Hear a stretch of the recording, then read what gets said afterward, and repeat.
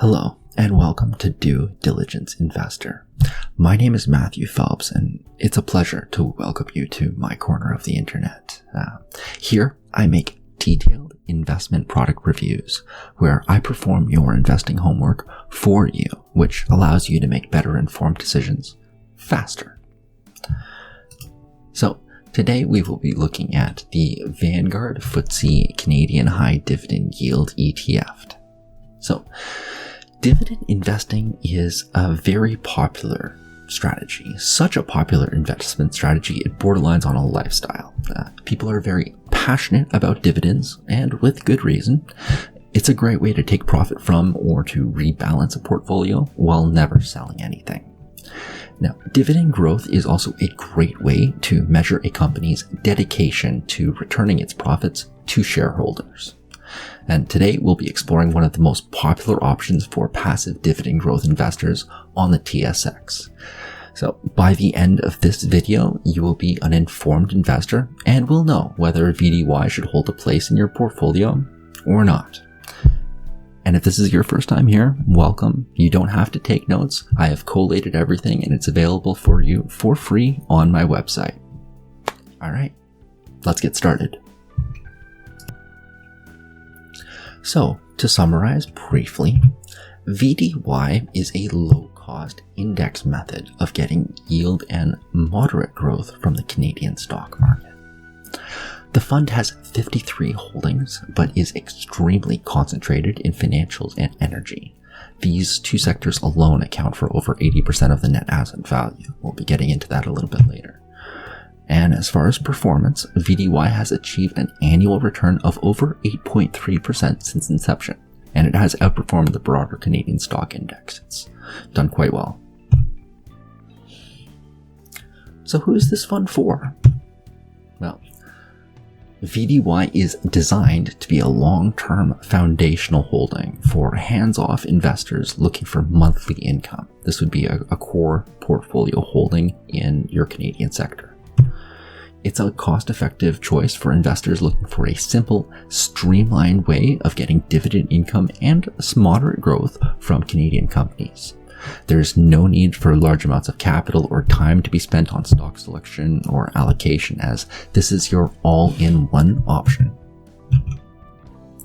So now that we know who this fund would be for and who might want to hold it, how does it go about obtaining this objective? Well, Vanguard stated very well themselves. This is from their MRFP. The objective is to track the investment return of common stocks of Canadian companies that are characterized by high dividend yield. That simple. There's a whole lot of legalese that goes into it, but that's really the important sentence that we're going to pick out of there. And in plain English, each unit is a replica of the FTSE Canadian High Dividend Yield Index. So this allows the fund to maximize returns by holding high-yielding dividend stocks while minimizing costs while following the available index and rebalancing as needed.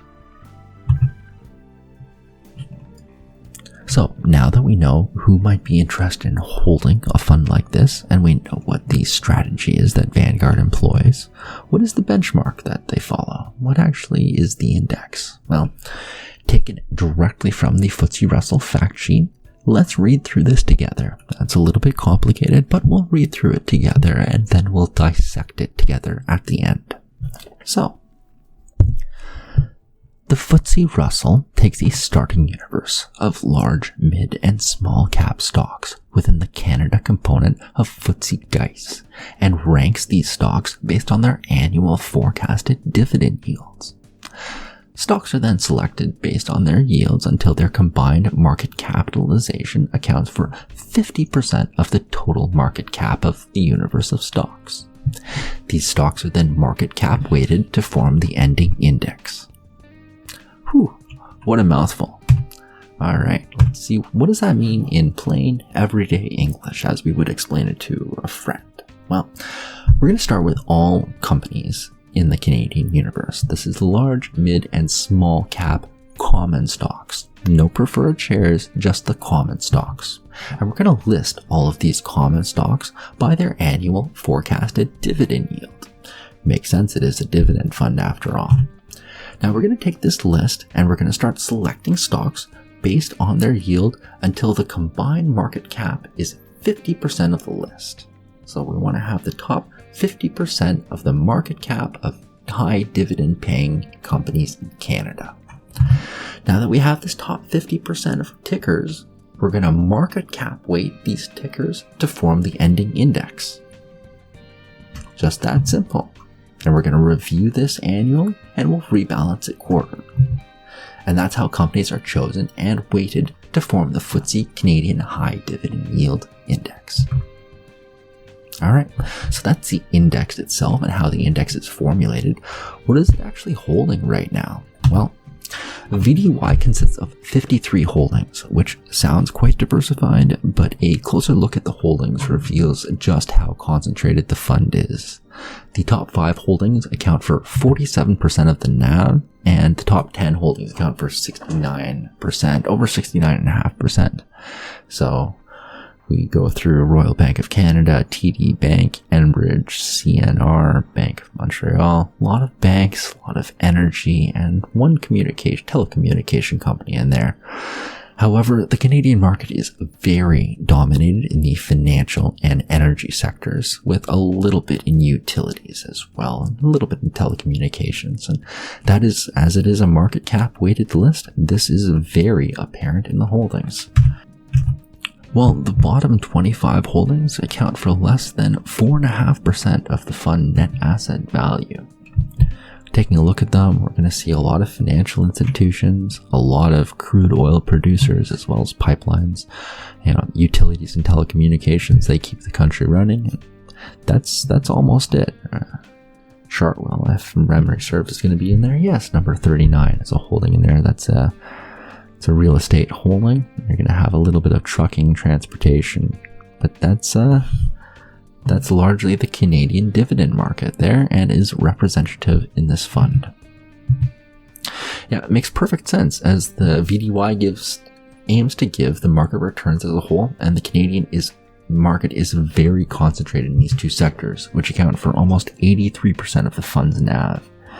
Yeah, over 54% in financials, 28% in energy already. A little bit in telecoms, a little bit in utilities, but that's about it.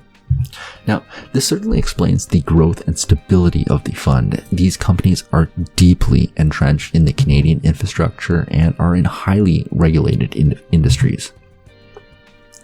Their market cap is a reflection of their borderline oligopoly on each respective market sector, but it is something to be aware of. Investors already heavily weighted in these sectors need to be mindful of the lack of diversification.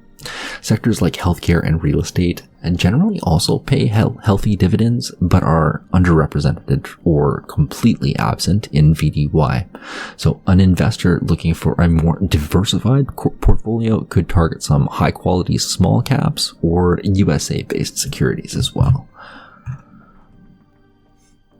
Okay, dividends. Everybody's favorite part of a dividend fund. That is why we hold it after all. So VDY pays a monthly distribution, which have grown steadily since the fund's inception. The holdings generally pay quarterly dividends, so the month-to-month distributions are irregular. However, there is a long-term upwards trend. Here we see every dividend that's paid out. There is extreme volatility, but a strong upwards trend. On a yearly timeline, the distributions are very stable and growing. In 2013, VDY paid out 75 cents per unit. 2022, that has more than doubled to $1.82. So here we see, again, strong upward trend. There was a minor dip in 2016. If memory serves, there was something weird was going on with oil and gas that year, which makes sense. Very strong energy sector.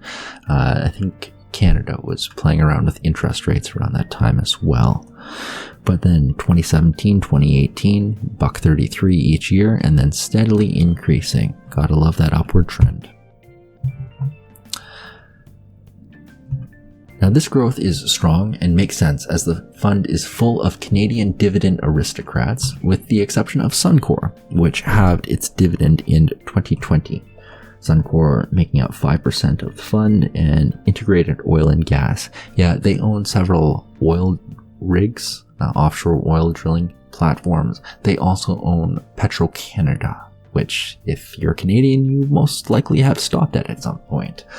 Now, Suncor has since reinstated its full dividend, but that cut highlights the precariousness of owning individual stocks and the need for diversification, particularly as dividend investors may need that income most when it disappears. All right, let's talk about taxes. So the distributions are paid as eligible dividends with a very small disbursement as return of capital. So investors holding VDY in a taxable account, this may be advantageous given the lower marginal tax rate of eligible dividends. I suppose it would depend on your income tax bracket. Here we see $1.82 coming in eligible dividends. Very little bit of return of capital that being paid out to the investor. $1.35 in capital gains. This is what would be rolled over in the rebalancing. So that's enough talking about what the fund does. Let's talk about how the fund has performed and what your returns would have been had you personally invested in it. Well, VDY has achieved a respectable average annual return of 8.35% since inception, outperforming the broader Canadian stock index. So an easy visualization of this is to compare VDY against XIU. This is the S&P TSX 60 index. So here we see, if we had started on date of inception, the VDY started on the 2nd of November 2012, going back for data as long as we have available for, which would be the 8th of November 2012, investing at $10,000 into both VDY and XIU. You would have had 8.35% return with dividends invested in 7.73 with XIU, and 7.3% versus 6.97% respectively. So in both cases of this very specific time period, VDY has beaten XIU. Looking back over the last 10 and 5 years respectively, an investment in VDY would have performed with almost identical volatility to XIU, slightly better when reinvesting dividends and slightly worse without. So let's take a couple more time periods here. We're going to take a look at the returns, 8.72 versus 8.61% with dividends reinvested, and looking at the graph, almost the same volatility over that time period. Without dividends reinvested, XIU beats it out by merely 15 basis points. So once again, it really depends on how you would like your returns given to you. This is over a 5-year time period. We can see that the returns are actually so close that the numbers line up over top of each other. Over 10 years, of course, there's going to be a little bit more of a difference, but basically nothing. So with dividends reinvested, you're going to be looking at 6 basis points, completely negligible. And then without dividends reinvested, well, 6.18% for VDY and 6.49% for XIU. Makes complete sense, as XIU is going to pay a lower dividend and VDY will pay a higher dividend. If those returns are not reinvested, of course it's going to be less. So, as with all pure equity ETFs, there is quite a bit of volatility. The fund has dropped in value 4 of its running years, giving it a risk rating of medium. This ETF is only for investors who can handle the ups and downs of the stock market and are seeking long-term capital growth. Just taking a look at the years that it's dropped, 2015, 2018, 2020, and 2022. Drawdowns are not going to be as extreme as with all dividend stocks. They are not quite as volatile, but still quite volatile. If you are very risk averse, this is not the fund for you. And also, this fund is not for you if you need a steady source of income from your investments. I just want to put up on screen again how volatile the monthly returns of the dividends are. So it is a good supplementary fund. It is not a good main source of current income. All right. So with all that said, what are the operational costs of this fund and how does it compare to other comparable funds in that respect? Well, VDY has a management fee of 20 basis points and an MER of 22 basis points. This is on the very low spectrum, with other comparable funds being XEI from iShares with 24 basis points, ZDV from BMO being 40 basis points, and CDZ from iShares again being 68 basis points. I should also mention that there is an extremely low-cost option being XDIV from iShares again with 14 basis points. This is a newer fund and has fewer holdings. I believe it's been running for just over 5 years now, but it is an option as well. So 22 basis points, what that translated into dollars is $2.20 for every $1,000 invested. As far as a hands-off passive investment, this is a very affordable fee. So I did mention some other alternative funds there. Let's go through them together right now. You might also be interested in looking at CDZ, which is a diversified exposure to a portfolio of high quality Canadian dividend paying companies. XDIV, which as mentioned is a low-cost portfolio of Canadian stocks with above average dividend yields and steady or increasing dividend yields. XEI, which seeks long-term capital growth by replicating the S&P TSX Composite High Dividend Index net of expenses. This is going to be similar to VDY, but it's going to have a broader range of companies encompassing it. And a ZDV, which is designed to provide exposure to a yield-weighted portfolio of Canadian dividend-paying companies. Now, taking a look at the returns, these are dividend-adjusted returns over the last 5 years, we're going to see that they've performed with almost identical volatility over that time period, which makes a lot of sense. They're in the same market and they're practically holding the same companies. And just to blow up the returns, we see that XDIV is the clear winner there, followed by VDY, XEI, ZDV, and CDZ in descending order. So, as we see from the returns, the VDY has outperformed other comparable funds over the past 5 years, with the exception of XDIV, which has slightly higher returns. Now, this is possibly due to its specific stock selection, it might have to do with its slightly lower expenses, or it has to do with the time and selection bias of just when I took these numbers from. Alright, so that was a lot of talking. We went through a lot of information there. Congratulations on making it to the end. So, what should you take away from this presentation, and what do I actually think of VDY, Vanguard's answer to Canada's dividend option? Well, I think that this is a strong selection for anyone who wants to easily capture the dividends of Canada's largest infrastructure stocks. It pays out monthly dividends from the underlying holdings, which are the largest essential companies in Canada. Expect the price to fluctuate with the Canadian market as a whole. Now, despite its lack of diversification, it has outperformed similar dividend-centric Canadian funds and is well worth the MER of 22 basis points for hands-off investors. Now, if there were only one dividend fund that you could choose to get the returns of the Canadian markets, this has been the best way to do it over the past decade. Whether it will continue to be in the future, anyone will know, but it has been the best way over the past 10 years. So all links and sources will be available on my website. You can follow the link below, and all the notes and everything that was included in this presentation is available for your easy consumption for free right there. I just want to thank some people because this is where I got the information from. First off, Vanguard Canada, you guys are doing an awesome job. Thank you for running the fund. I love Jack Bogle. He is an inspiration. TMX Money Group, these guys do a fantastic job of collating all the information on the Canadian markets. Truly impressive. Yahoo Finance, they present their information in perfect CSV files, very, very easily manipulable. It's excellent to use.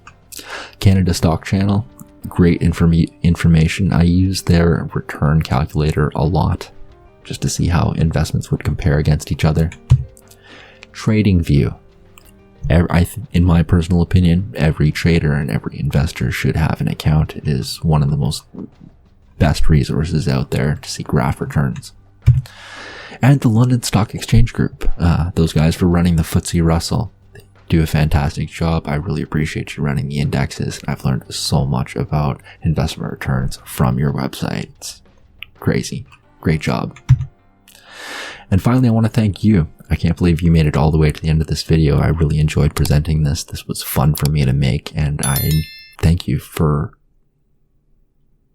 caring about my research and enjoying the way that I presented it in such a way that you would want to stick around to the end. I appreciate that. Thank you. If you've enjoyed this and you would like to get my research notes and you'd like to have the very simple answer on all your homework presented easily and done for you, this is your selection right here. It'll be coming out shortly, and I'm very proud of the work and research that I've done over the past 3 years on it. Also, some people want to consult with me. Sometimes people have direct questions. You're not able to, I don't read YouTube comments, and I am very difficult to get a hold of as my time is very valuable. You can get in contact me through my website, and I can provide a response and an answer to your question, either in email or video. Depends on what is best for that individual. And some people do work best in a one-on-one scenario where they just end up talking to people and we're able to solve their problem much faster. That is also available to you. Thank you so much for watching. I'm going to be making more reviews. They're probably on a weekly to bi-weekly basis. I really enjoy doing this and just presenting my information. And take care of yourself out there. Keep investing. We live in some very crazy times, and it's an interesting time to be alive, but look after yourself, keep investing, and everything is going to be okay. Take care.